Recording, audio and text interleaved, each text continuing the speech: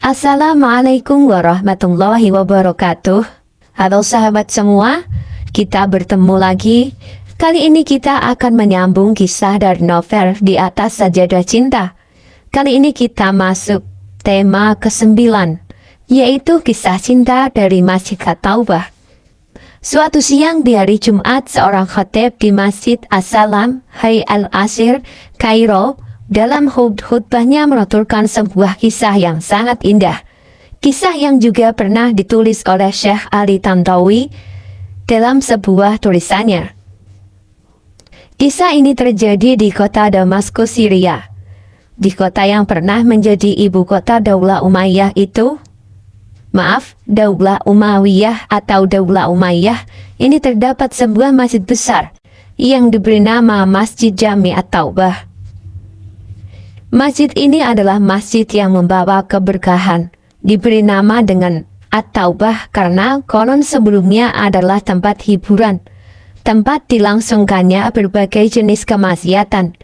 Kemudian ada seorang sultan pada abad ke-7 Hijriah yang membelinya dan menghancurkan tempat tersebut. Setelah itu ia membangun sebuah masjid di atasnya.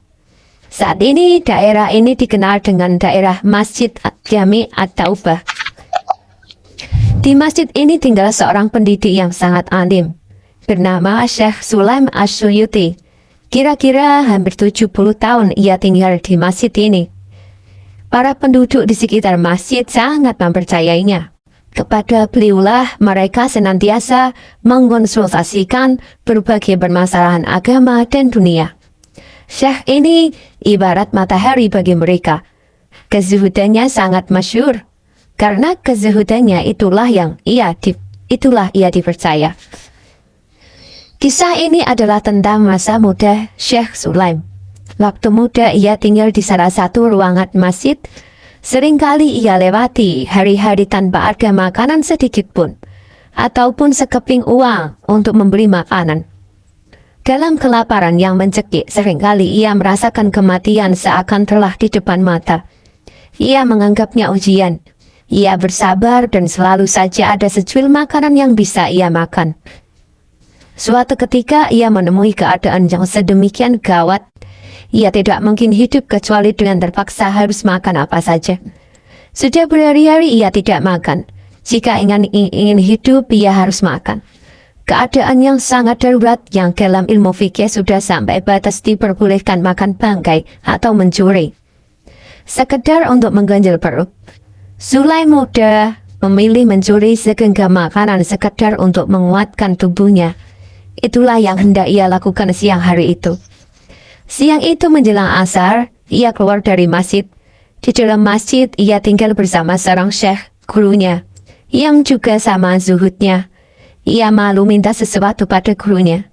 Ia keluar dari masjid. Jika di jalan ada yang memberi makan tanpa ia harus meminta, alhamdulillah. Jika tidak, ia dengan sangat terpaksa harus mencuri, mungkin di pasar. Masjid At-Taubah tersebut berada di sebuah perkampungan tradisional. Rumah penduduknya kotak-kotak saling menempel satu dengan yang lainnya. Atapnya juga saling menyambung. Orang pun bisa berjalan di atasnya dari depan sampai ujung kampung. Ia melihat rumah-rumah itu, terbesit ide untuk naik ke atas rumah itu. Siapa tahu ada makanan yang dijemput di atas rumah. Dalam keadaan lapar yang tidak tertahankan lagi, ia naik ke atap masjid, lalu berpindah ke rumah yang berada di sampingnya.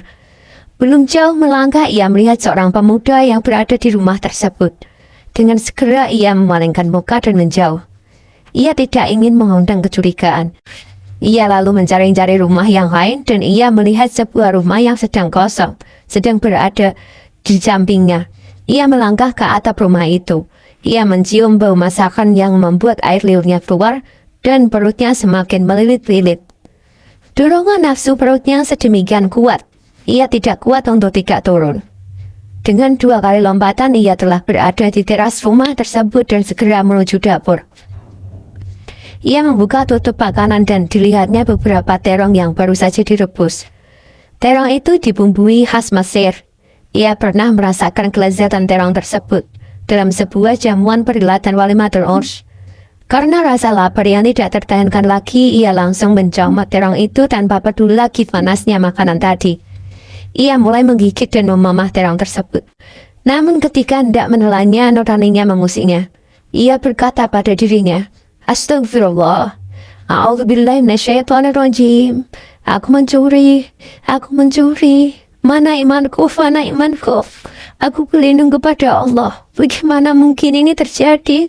Aku adalah seorang muadzin di masjid, seorang penuntut ilmu, murid seorang ulama besar. Tapi berani masuk ke rumah orang lain dan mencuri. Astagfirullah, ini tidak boleh terjadi. Ia langsung mengeluarkan semua terong yang telah ia mamah dari mulutnya. Ia mengembalikan terong yang telah ia gigit. Air matanya terbit. Ia tadi merasa telah melakukan dosa besar. Ia menyesal. Ia kembali ke masjid sambil menahan kesedihan karena tindakannya yang ia anggap sebagai perbuatan yang tak termaafkan. Ia terus beristighfar. Pada salat asar, ia duduk mengikuti dan mendengarkan pengajian sang syekh di masjid. Namun pikirannya masih pada terong yang telah ia mamah. Sementara rasa laparnya semakin menjadi-jadi. Dua hal itu menyebabkan ia tidak tahu sama sekali apa yang diajarkan gurunya. Usai pengajian, semua orang telah pergi. Tinggal ia berdua sama Syekh. Tiba-tiba datanglah seorang wanita dengan memakai cadar muka. Wanita itu berkata kepada Syekh tadi dengan ucapan yang tak didengarnya sedikit pun. Setelah itu Syekh tadi melihat sekelilingnya dan tidak menemukan siapa-siapa selain dirinya. Syekh itu memanggil dan bertanya, "Apakah kamu telah menikah?" "Belum," jawabnya. Syekh bertanya lagi, "Apakah kamu ingin menikah?" Ia terdiam. Perutnya semakin melilit. Ia tidak memikirkan nikah, tapi memikirkan nasib perutnya yang sudah sekian hari tidak kemasukan makanan. Syekh bertanya lagi dengan suara lebih keras, "Apakah kamu ingin menikah?" Ia mendengar dengan baik pertanyaan gurunya itu. Ia merasakan ada keseriusan di sana. Ia menjawab, "Guru, demi Allah, untuk membeli sekeping roti pun saya tidak mampu. Bagaimana mungkin saya ingin menikah?" Gurunya itu tersenyum, lalu berkata, "Wanita ini bercerita kepadaku bahwa suaminya baru saja meninggal. Masa iddahnya telah habis, dan ia adalah seorang pendatang di kota ini. Ia tidak memiliki siapa-siapa di dunia ini selain seorang paman yang sudah tua dan miskin yang datang ke sini bersamanya. Itu dia pamannya." Syekh menunjuk kepada seorang yang sedang duduk agak jauh dari wanita itu. Syekh lalu melanjutkan penjelasannya. Wanita ini mewarisi rumah suaminya beserta hartanya. Ia ingin mendapatkan suami laki yang menikahinya sesuai sunnah Rasulullah, agar ia tidak sendirian lagi sehingga menutup kesempatan mereka yang mempunyai niat jahat. "Apakah kamu mau menikahinya?" Ia menjawab, "Insya Allah saya mau. Tapi saya tidak punya maharnya, guru." Syekh tersenyum dan berkata, "Soal mahar gampang. Apakah kamu menerimanya sebagai suamimu?" Tanya Syekh kepada wanita tersebut. "Ya, saya menerima," jawab si wanita. Syekh langsung memanggil paman wanita itu, 2 orang saksi, dan melaksanakan akad nikah serta memberikan mahar untuk muridnya. Syekh berkata, "Sekarang peganglah tangan istrimu." Kemudian keduanya saling berpegangan tangan dan sang wanita membawanya ke rumahnya. Sesampainya di rumah, wanita membuka penutup kepalanya. Ia kaget karena istrinya itu sungguh sangat cantik.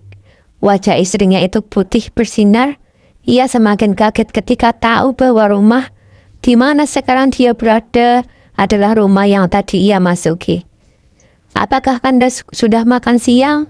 tanya sang wanita kepadanya. "Belum," jawabnya. "Kalau begitu ayo kita ke dapur makan." Si wanita menariknya ke dapur. Sampai di dapur ia membuka tutup panci dan kaget apa yang dilihatnya. Wanita itu berkata, "Mengherankan, siapa yang berani masuk rumah ini dan menggigit terong ini? Mungkin orang yang lancang ini tahu kalau aku janda, sehingga berani masuk rumah ini." Mendengar hal itu, laki-laki tadi menangis dan ia mulai menceritakan apa yang terjadi. Ia minta maaf. Wanita itu pun menangis mendengar cerita suaminya. Dengan terisak, wanita itu berkata, "Kau lulus ujian suamiku. Kamu menjaga dirimu dari mengambil buah terong secara haram. Sebagai gantinya Allah memberikanmu terong ini semua. Bahkan pemilik terongnya dan seisi rumahnya secara halal. Sejak itu ia tinggal bersama seorang istri yang salehah, cantik dan cerdas. Dengan hartanya ia giat menuntut ilmu dari banyak ulama terkemuka sampai menjadi seorang ulama besar. Sekian dari bagian tema ke-9. Kita akan sambung lagi ke tema yang ke-10 di lain waktu. Sekian, wassalamualaikum warahmatullahi wabarakatuh.